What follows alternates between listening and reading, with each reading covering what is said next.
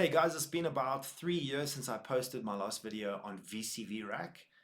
More specifically, actually making music with VCV Rack, which was the title of the video. Obviously, I've spent a lot more time not only using the program, but also teaching it and making an album with it as an artist. So I feel like now I'm a lot more, I don't know if qualified is the word, but maybe experienced to actually talk about this topic. Obviously, there are a lot of people using modular synthesis and VCV Rack in a very chaotic way.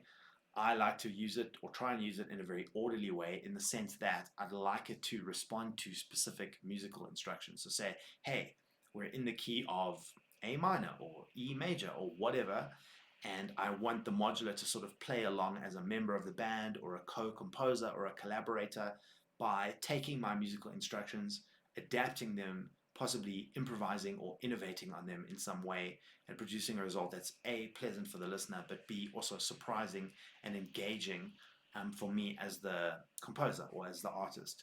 So I really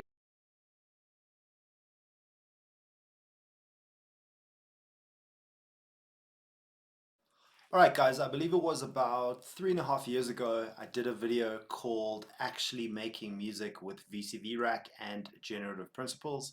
In that video, I outlined a couple of basic ideas. Why is modular so special and unique and cool was basically the thesis.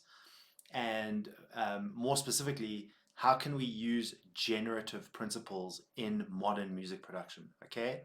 Now, I won't go over the whole spiel of what generative music is again. So check out that first video, which I'll try and put a link to if I know how to do that.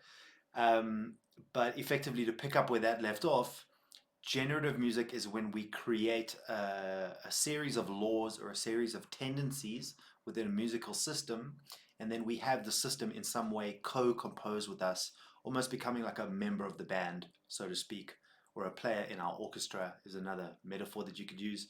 Um, and if you're into music technology and synthesis and music creation, this is something that is an incredible technique. Firstly, because the modular can do things with, if you just input basic musical laws like we're in the key of C minor or A major or whatever, it can use things like sequences and random melodies to really create very surprising musical results with whatever input you give it. So, there's a law in systems: garbage in, garbage out. And I feel that that's very true of modular. If you just kind of don't put enough information in, or you don't build enough laws in the system, it can just get very chaotic.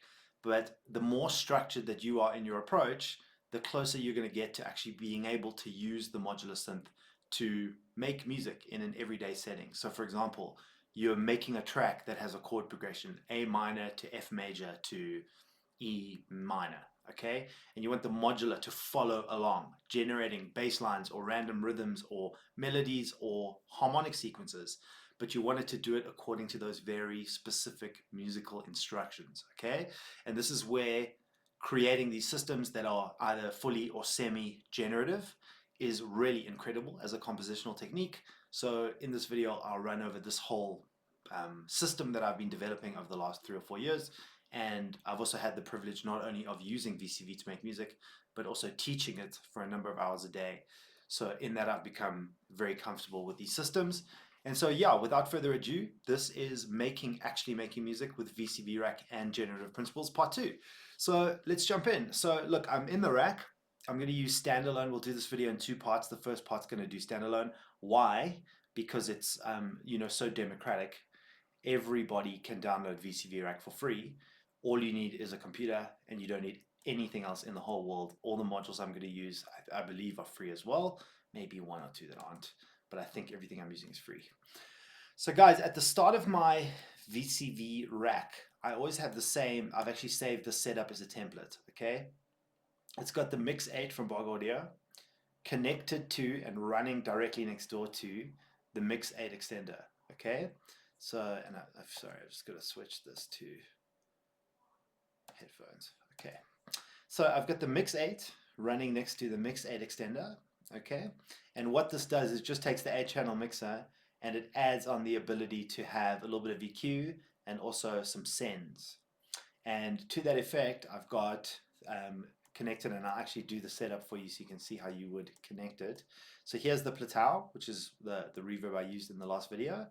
I'm simply connecting from the send output A into the left input of the reverb, and then I'm taking the left output and I'm taking it into the left input of the return, and the right output into the right output of the return. So now I've got this send connected to any channel on the mix extender. If I want, for example, channel 1 to have a little bit of send reverb, I can just raise up the send like that. So it's really simple config. And then this is the audio interface, so to speak. So this is audio ins and outs. I just want to see that I'm not in the way. Okay, yeah. So I'm going to put myself just on the right, and I won't put anything else in the top row there. Okay, so that's the top, and that's the default configuration that I run in the top. And then this module on the left is just a clock. I've set it to 120. Let's actually change that 112, let's say, just for today's demo. All right, and you can see this is sort of pulsing on the 1 beat of this tempo, 112 BPM. That would be, for example, where the kick drum is dove, dove, dove, dove. So that's just introducing some timing. All right, now I'm going to right click and I'm going to create an oscillator. Trying to think what would be cool. I really like Platts, however you pronounce it, because this is a module that's available in hardware. It's really incredible module in hardware that I had a few of, and it's a very versatile oscillator that can do a lot of different things. So I'm going to use this oscillator. I'm going to pop it into green 3. All right, so it's obviously got 8 modes on the left, and if you click there, it'll go into red mode. It's got 8 modes on the right as well. So I click it into green, and I want to go green 1, 2, 3. So it's in FM mode. I'm going to lower the harmonics all the way down. I'm going to lower the morph all the way down, and the timbre I think all the way down as well. Okay, because I want to make basically like a sine wave. Okay, now if I connect this, so here's my oscillator. If I connect it to the mixer, I should hear that sort of sine wave buzz sound. Okay, and I'm just checking my audio levels, and they look good. All right, so there I've got my very buzzy oscillator. I'm going to disconnect this, and as I demonstrated in the previous video, but I'll redo the entire configuration of a basic voice. I'm going to take the output of this into a VCA. Why? Because in modular, oscillators are always playing, and so I actually need to connect an amplifier here.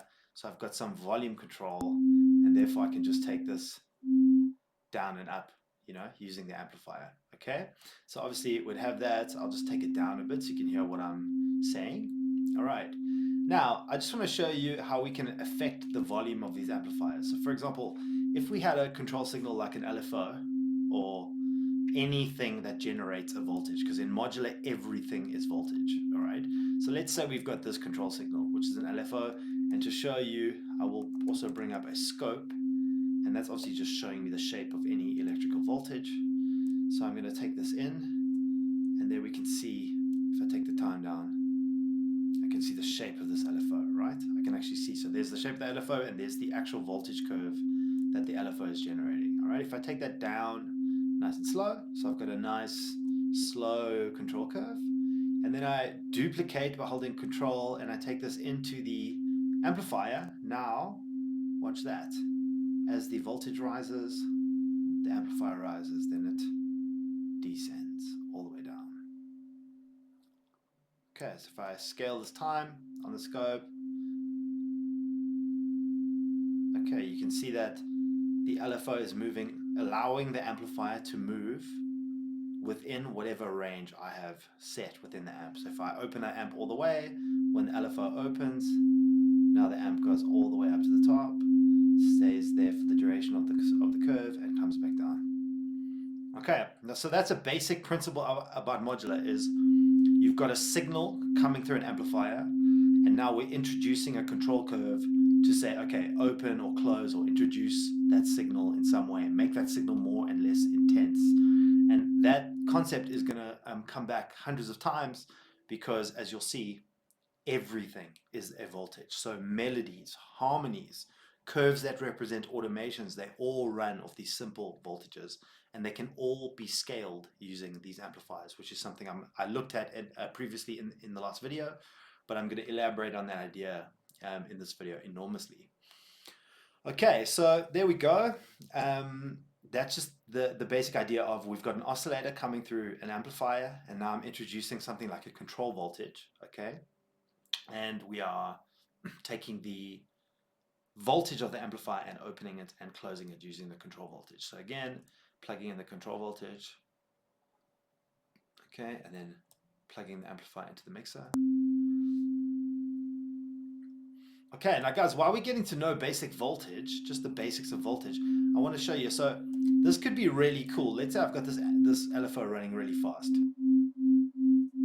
Okay, so that's nice, but you see there's too much variation in the amplifier. And I just want to show you that voltages can also be offset. So this is where we use basic modules like offset modules. I'm going to take the voltage that's coming into this amplifier, I'm going to run it through an offset. I'm going to increase its baseline voltage, and then I'm going to reconnect it to the VCA. And now you see it's not hitting the bottom anymore, it's hitting about midway. If I increase the baseline a bit more, now it's just sort of modulating the top of the volume envelope, and that's the kind of like wobble I want. And now this LFO can run at a whole bunch of different speeds and just sort of have its level being animated. Okay, so that's really nice.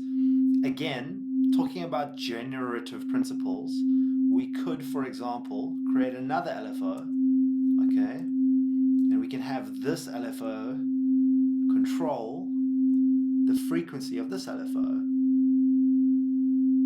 Okay, so now we're going to start making it faster. Let's actually make it go faster. Okay, so now we're starting to get some variations in that LFO, and you can actually see it on the scope. There we go. There we go. You can see it on the scope. Long curves and then short curves as the one LFO modulates the speed of the other LFO. Okay, quite interesting. Okay, so we got that. I'm going to turn that down. That's not doing anything amazing right now. It's just an oscillator running through a volume control amplifier. And here we've got a control curve, which you see on the scope. It's running through an offset, and then it is modulating the volume of the amplifier, okay, of the oscillator. I'll put this to the left. Okay, wonderful. Now, I'm actually going to duplicate this. So we've got two oscillators. I'm going to put them underneath each other. All these oscillators by default are tuned to the key of C. So let's just stay in the key of C. This oscillator, however, I'm going to detune by 12 semitones. You see these values are in semitones. So I've got a oscillator that's a little bit lower. And I guess for reference sake, we could just take the same curve to control its amplifier. And then I'll just take it out and into another channel on the mixer. Okay, so now we got at least a little bit of low frequency energy in the mix. I don't know what this is. Let's just kill that. And let's actually bring this over here, channel 2. So we've got 1 and 2. Notice, guys, that I'm also keeping the levels nice and calm. I'm not getting any oranges or any reds. It's all nice and green, easy level. Okay, now just to show you immediately something that comes to mind when I hear this is, for example, you could have another LFO. Okay. And what I want to do maybe is I want to actually sync these LFOs. So let's bring a clock into the clock port of the LFO. So I start to get clock divided modulations. I'm also going to sync this LFO. Okay, I like that. Now, in fact, what I'm going to do is I'm going to, and again, a lot of this is free form. I'm just going to slow that down. I'm going to clock that as well. But it's going to have a faster clock. And I think this one can actually get its control voltage from here.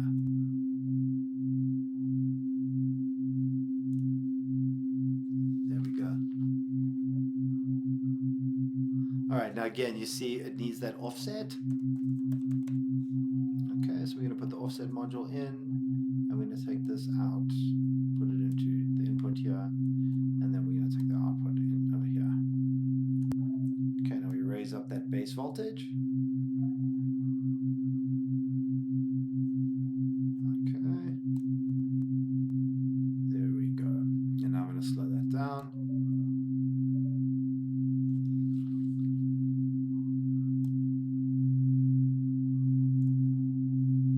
Okay, I like it. I might even make it 1 octave lower, so we've got 2 octaves of range.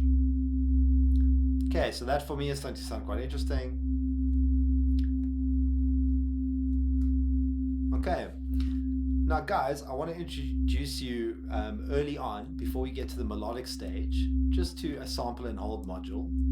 So it's a very simple idea is that I'm going to right click, I'm going to make a sample and hold. My favorite one is this one from Bog Audio. I believe it is here. Yeah. All right. Now it's a really simple principle. Okay. We've got a clock here, and I'm going to take that clock. It's a 1/4 clock over here. I'm going to take it into a Bernoulli gate, and this is a very simple module. It's basically a probability machine. So I take the clock in here.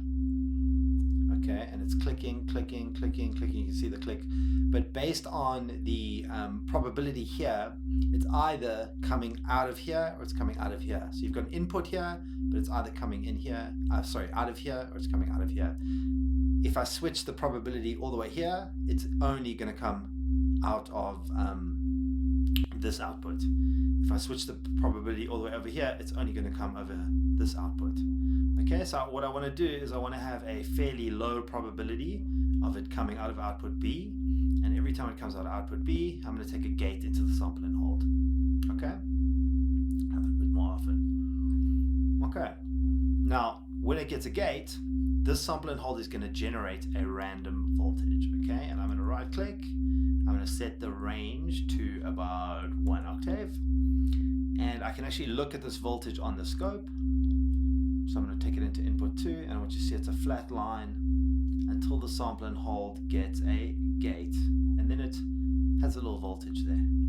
Okay, I'm going to take that voltage, and you can see every time it gets a gate, if I raise the probability, you should see a bit more variation in how much voltage that's getting. Okay, we can drop that down. Okay, and if I give it a bigger range, you'll see more variation in that voltage. So there we go, three octaves, there we go. So now we've got a nice dynamic voltage. So every time this guy gets a gate, the gate is a probability of the clock, and every time it generates a random voltage, I'm going to send that voltage out to do something. So let's send it out and let's have it affect, for example, just a little bit of FM.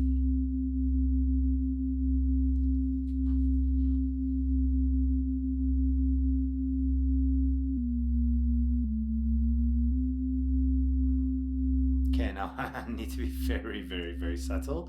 I'm also going to send that out just to affect something like timbre.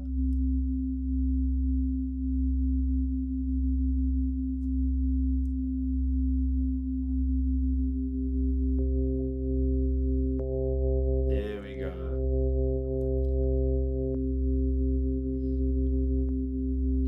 Okay, so these are like pretty radical examples. But what I'm doing is I'm just creating, again, a random voltage and sending that random voltage out. It's not as smooth as an LFO.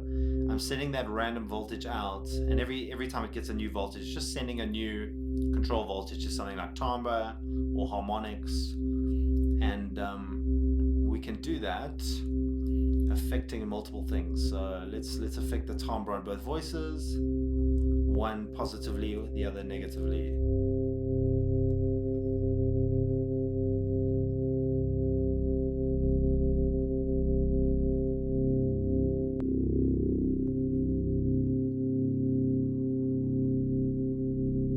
Okay, so these are just sound design possibilities, interesting things that you can do.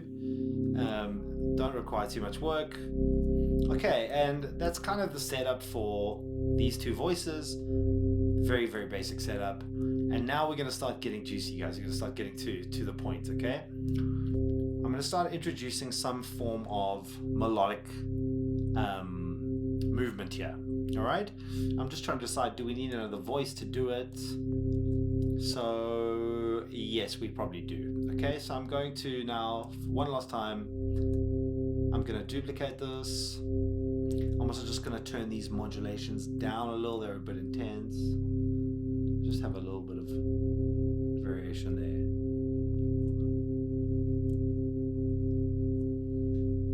All right. So I'm bringing my third voice. I'm also going to connect it to a VCA. Okay.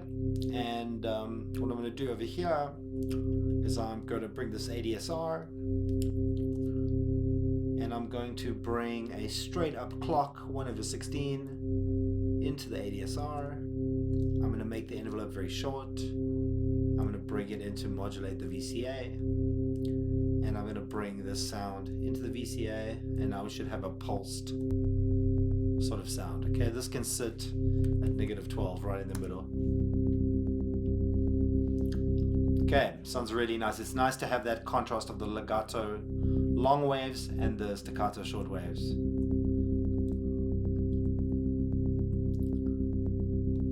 Okay, and I don't know, maybe this needs to be... That's cool. Just switching up the octaves and the range of different things. And guys, also remember that we haven't added any filters. We don't have any reverbs. This is all very raw. But there's some reverb on that sound. Sounds really nice. Okay. Right, so here's where the melodic possibilities are going to start getting interesting, right? And what I'm going to do is I'm going to bring in a digital sequencer, which is something, it's one of my favorite sequences because basically you can just use it to draw pretty pictures. I'm going to bring a clock into it, and I'm just going to draw a couple of notes of melody, just a, if you will, a shape, a pattern, a picture, which represents the melodic tendency that I'm looking for. I'm going to try and be as careful and as detailed here as I can. Okay, and that's starting to look good. I'm going to take that straight through a VCA. And then I'm going to connect it to a quantizer. And in the quantizer, I'm going to just put the scale for, let's say, normal minor, natural minor. Okay? And let's bring that in. And now I'm going to bring this into the volt per octave.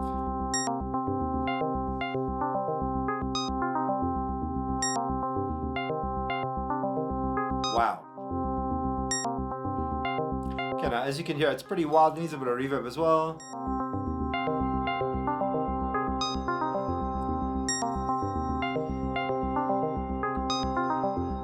Okay, guys. Now I want to put some filters so I can filter everything down, and then I'll do a little recap of what we've done so far because I'm in the flow right now. So let's find a ripples, my favorite filter. Okay, I'm gonna take this sound, disconnect it, put it into the filter, reconnect it, and just filter that down a bit.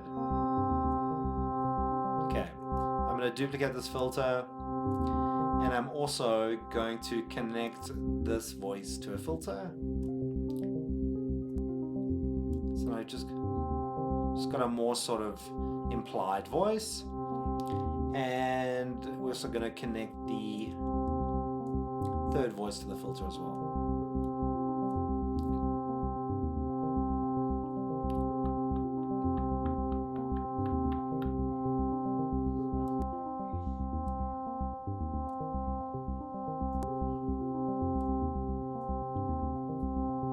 Right, so the idea that we're focusing on is that these two oscillators are just statically tuned to the root key, which is C, and now we have a lead melody which is starting to develop. That lead melody, of course, is coming from this sequencer, which is connected to a VCA, which is connected to a quantizer that has all of the notes, okay? And as you can hear, it's quite crazy, but I want to show you that the sequencer's default range is, by default, 10 octaves. So if you reduce this to 5 octaves, you usually start getting, or even 3 octaves, you usually start getting much more musical results, okay?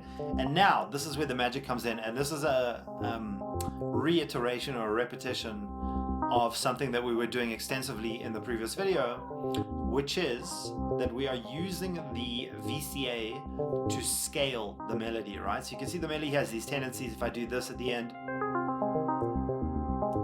and that's a bit extreme. There we go. Okay, so let's say that is the representation of the melody with the VCA all the way open. Now I can scale it. Now I can scale the melody using the VCA. There we go. See, so it's a much better melodic voicing when the VCA is a bit closed than when it's all the way open, when there's just too much range in that melody. And you can see that as I scale down the VCA, there are a lot of different melodic variations that I'm getting. Now, I've got the entire scale of C melodic minor or C natural minor in here. If I limit what's in the quantizer and I say, okay, give me, for example, just the shape of the minor 7 chord, then I'm going to start getting results that are ultimately voicings of that chord.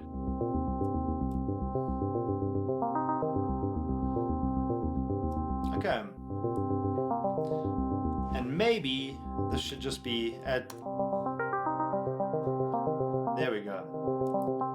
So now everything's kind of just optimized in range.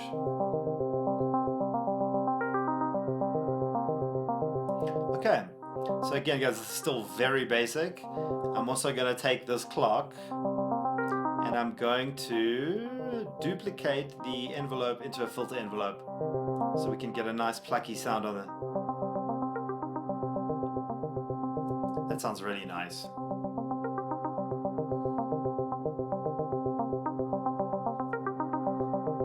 Okay guys, so I think we're starting to get somewhere now. And the coolest thing about this is, you know, if I for example just move this to channel 2, I've got a completely different pattern that I can work with. So we could do something crazy like straight descension. It's so crazy how it'll just force the voicing of that chord over different octaves. So again, this is where you want to change the range perhaps to 3 octaves, and you can start to get 3 octave runs of a chord voicing, so, which is really nuts. So you see it's forcing that C minor 7 chord, and it's sort of forcing it to melodically descend in a perfect way, and it's going through all these different inversions of it, which is very cool. Okay. Yeah, if we add another note into the quantizer like the 6, it'll have to force that into the voicing as well. Okay. Now again, the more layers we have, the more this can interact in fascinating ways. So just to demonstrate, if we duplicate this entire structure, okay, but now I'm going to start getting a little bit more specific. I'm going to add a gate sequencer, let's say. Let's add a bigger one. Again, I'm going to clock the gate sequencer at 1/16, and now I'm going to put a specific rhythmic pulse in here. Something like that. Yeah, let's just go with that. Okay, so I'm going to now bring this in, use it to clock the ADSR, have that open up this VCA, send this voice through here, bring it in to the mixer.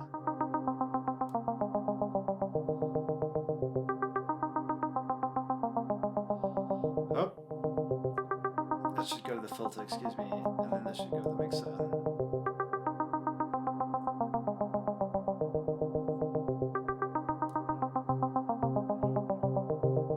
There we go. Now we've got a fixed voice, which is really cool. Let's take this down. Wow.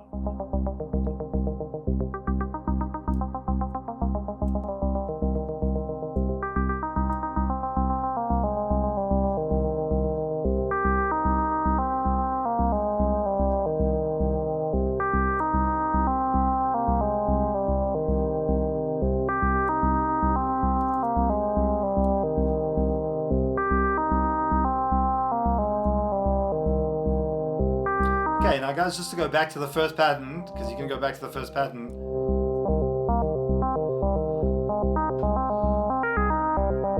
It's just such a crazy, crazy system of using these pictures to make melodies. And I do think that voice needs a bit more reverb.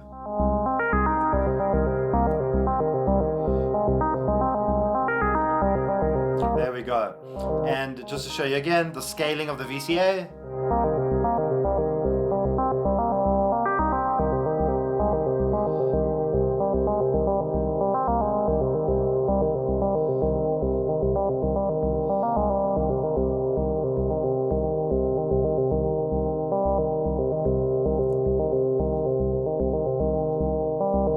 Wow.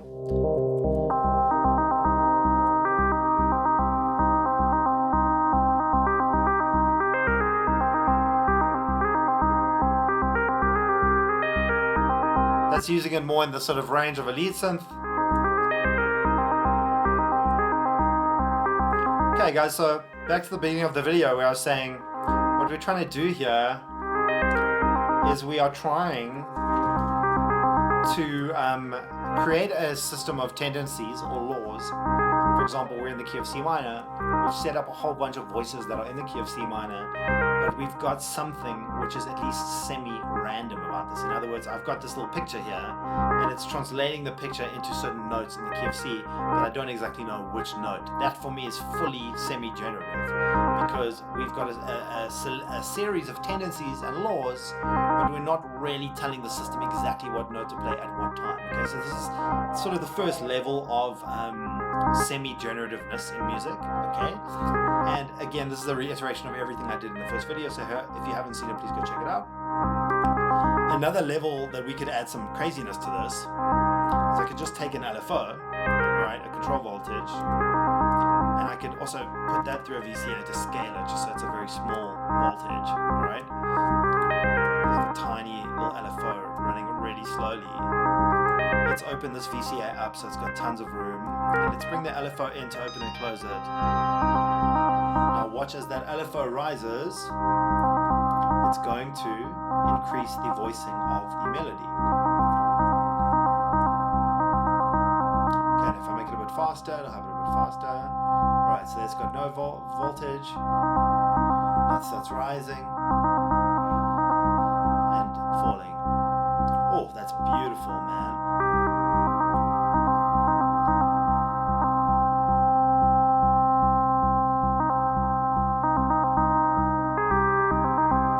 See that? So I'm just creating subtle changes in the VCA, and it's creating these incredible melodic variations because there's so much sort of semi-generative randomness built into it.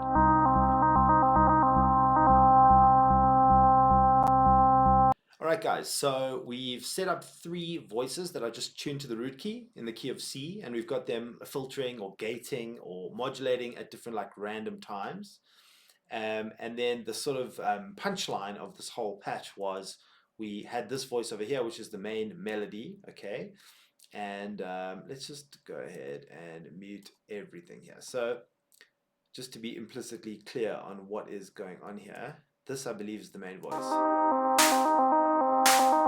Mute this, sorry, that was for later. Okay, so I've got this voice here. As you can see, its initial pattern is drawn over here, okay?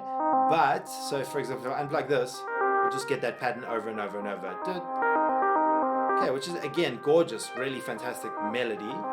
But because this is a generative patching session, what I've done, just to add another level of complexity, is we've got an LFO that's opening and closing the range of this VCA. So now we've got moments where it's got no voltage, it's just sitting flat.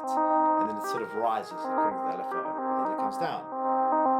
Now this is like a lot more, you know, spontaneous and generative and randomized, and it's also probably a bit more realistic for something that you could use in a track, because if you had other elements around this, it would sort of just be creeping in and out of the arrangement, which is great. Okay, now here's what I want to do next. I've got these 3 voices around this, all tuned to the key of C. Okay, so The lead melodies in the key of C minor. All the oscillators are tuned to C, but as you can see, I've done a lot of octaving. These are just intervals of an octave. So I've split the ranges of the oscillators up quite a lot, all right? And now what we're doing is we're going to take another digital sequencer. Now I set this up because I don't want to take too long, because I know it's been a long video, but effectively I've just got a digital sequencer and it's got different voltages in it, okay? So this for me again is I always use the digital sequencer to represent like a pattern of melody or harmony or chord progressions or whatever. So this is a very simple setup. I've right clicked on the digital sequencer and I've set the range to 1 octave. So it only goes from 0 to 1 octave. So if we imagine this is the scale of C, at the bottom of C, at the top is the like high C in the next octave, and in between we've really got 7 variants of voltage. Now I'm taking this, and if I zoom in here, I'm taking it through a quantizer, okay? And the quantizer itself is also very limited in terms of the notes that it has, okay? So let me just zoom right in here. The quantizer itself only has C, D sharp, F, and G sharp, which is the 1, 3, 4, and 6 of the minor scale, okay? Now guys, this is quite crazy because as the digital sequencer gets a voltage, it sort of rounds off those voltages to notes in the scale. So there's the D sharp, there it goes up to, it sort of does a little slide, maybe put the D in there as well. There's a little slide, then D sharp, and then F, G, okay? Now, so what I'm going to do now is I've got the sequencer forcing the pitch change, and I'm going to take it out to every single voice except the lead voice. All right, so watch. 1, there's a key change. 2, and now 3.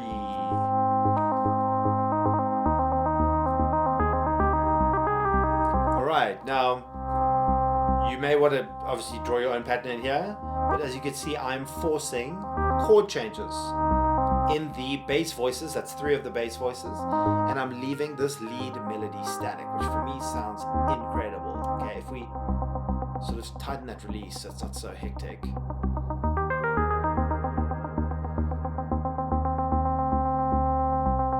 And again, this release value could be randomized or could be coming in from a sequencer. It could be being controlled in a whole bunch of random ways. Okay, but the most important thing here is that I'm actually forcing chord progression changes. So now I'm going from the 1 minor chord up to the relative major, which is the 3rd. That's the 2nd, which is a diminished chord. We'll get deeper into this.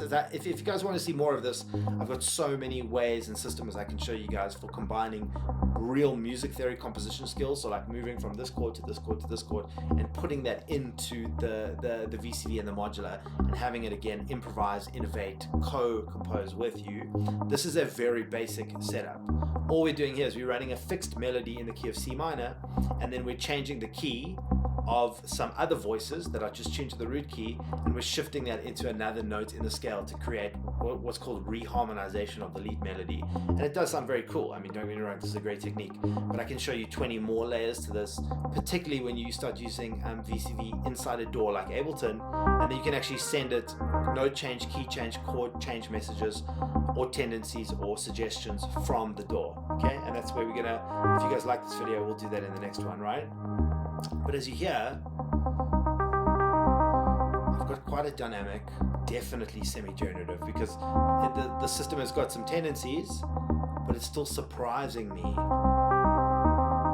in terms of the exact melodies that it's playing. And anytime I touch something like the octave, or the range of one of the VCAs, or the speed of the LFO, or the notes in the quantizer, I'm going to get some sort of new result that I'm not expecting. Let's go back to the whole scale without D and A sharp. So now I'm starting to get a whole new melodic pattern. Now we've got to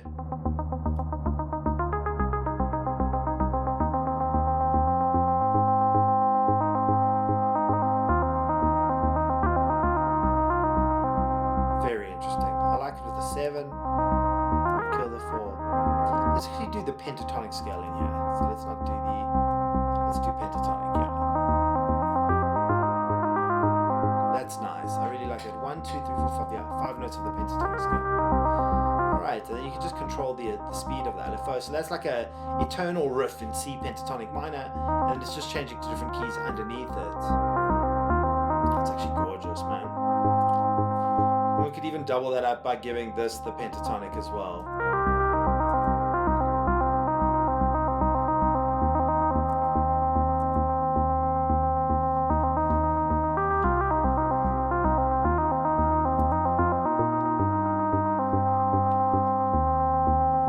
Okay, just as an example, I actually prefer this with those intervals in it. So we've got some different notes in the bass line, harmonized by the pentatonic scale. Okay, really beautiful. And again, control the release here. Yeah, that's sort of like a really underground sound. And if you want to get those notes of sort of detail, also the range is very debatable. You could have this in this sort of dark range. Love that there. Wow, that actually sounds beautiful, guys. I think I'm gonna leave it there. I hope I didn't confuse you guys in this video. I definitely will add labels for the next one. I was just in a creative mood tonight and I wanted to do this. I think this is the sweet spot. If you want to, leave a comment and I will send you these patches or upload the link to the patches so you can download them. This is all open source stuff. As you see, I've called this Use for Album, so I am planning on using this, so please don't steal it from me. But you are welcome to check it out, how I made it, follow the routing, recreate it, adapt it, and sort of make it your own. I love this idea because again, we've got one voice which is sort of generative. It's being opened and closed by VCAs and just sort of animated, but I still know, okay, this is in C minor, and it's, you know, more specifically, I'm playing C pentatonic minor in the lead, and I'm harmonizing it with notes from the C minor scale. So I could get musicians to come and play on this. I could put it into the DAW and adapt it. I know exactly what's going on, but there's an element of musical surprise, even for me, and of course, for the listeners. So guys, let's play out with this. I'm just gonna add some drums that I added, and I'll fade. And if you like this video or want to see anything else, please leave me a comment in the comments.